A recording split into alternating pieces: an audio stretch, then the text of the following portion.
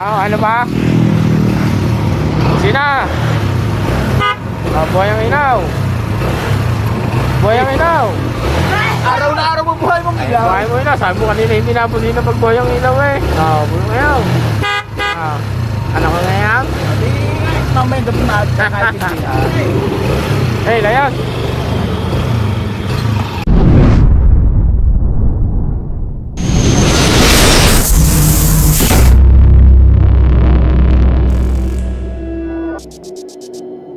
Okay mga bossing, yan. So magandang araw sa inyo lahat. So katulad din ba ng unit na ito, ang inyong mga unit. Okay? So laging lobat yung kanyang battery. Ayan. So yung battery niya, malaki naman yung battery niya. Ayan, dito nakalagay yung kanyang battery. Pero nagtataka si bossing kasi laging lobat yung kanyang battery. Okay, so meron lang siya is LED na headlight. Ayan. So LED na yung kanyang headlight. Kasi ang problema niya kapag ginagamit niya daw sa gabi, wala ng busina. Okay? Pero sa araw, okay, may busina. Kaso ang problema nga, pagdating sa gabi, ginagamit niya yung kanyang unit, ay nawawala ang kanyang busina. Then, ang pansin niya dito sa kanyang voltmeter, bumababa siya, nagiging ayan. So, ngayon, okay siya. Nais na kasi natin to. Ibibigay ko lang sa inyo yung ano yung pwedeng gawin.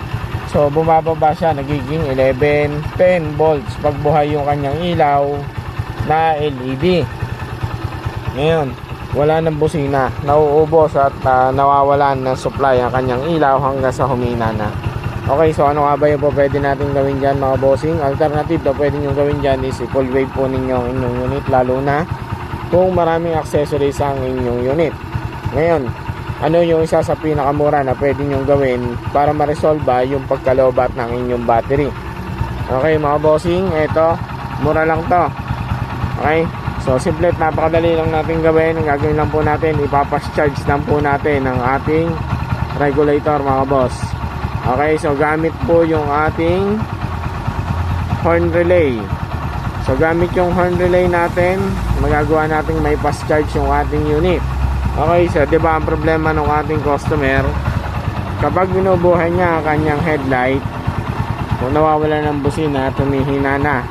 Okay, so ang gagawin natin, magpapas-charge lang ang kanyang regulator kapag binubuhay ang kanyang headlight. Okay? Ibig sabihin, lalakas lang at magsusupply lang ng malakas na karga itong ating regulator papunta sa kanyang battery kapag nagbuhay ng ilaw. Yung iba kasi mga bossing ang ginagawa, fast charge lang talaga, ang ginagawa lang nila, pinuputol lang po nila itong yellow wire. Mga bossing, pagka ganon, may possibility na lumobo po ang inyong battery. Kasi all the way na umaandar po ang inyong unit, naka-fast charge na. Etong gagawin natin, sakalang magpa-fast charge ang inyong regulator kapag binuhay ang headlight. Kasi ang problema lang naman niya is kapag binuhay yung headlight, doon lang nalolobat. So ang gagawin natin, sakalang siya magpa-fast charge kapag binuhay ang ilaw. Okay? So kung paano natin gagawin yan is ganito lang. Hanap kayo ng 5-pin relay mga boss.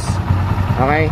Dito sa ating 5-pin relay, ayan, hanapin po ninyo yung kulay yellow wire dito sa ating regulator. Ayan, ito yung ating regulator mga boss. Okay? Putulin po ninyo yan. Pag naputol po ninyo, lagyan po ninyo ng wire, dalawang wire. Ilagay po sa tigisang wire ng number 30 at number 87A. Dito mga bossing, ayan. Okay, yung dalawang wire na ito, ayan, kung mapapansin nyo, dalawang wire, tigisa dito sa number 30 at 87A. Kahit magkabaliktad dyan dalawang yan, wala po yung problema. Okay, ayan, kahit magkabaliktad mga boss, wala problema. Next is yung number, ano natin, number 86 natin mga boss. Number 86 natin, lagyan natin ng wire, tap po natin sa negative ng battery, negative ng wire. Kung saan mang negative, pwede nyo i-tap. Ayan, ako dito ako naglagay ng tap ng negative, number 86. Ayan, number 86 mga boss. Then yung number 85 natin mga bossing, ayan. Number 85, dugtungan po ninyo ng wire. Medyo mahaba-habang wire.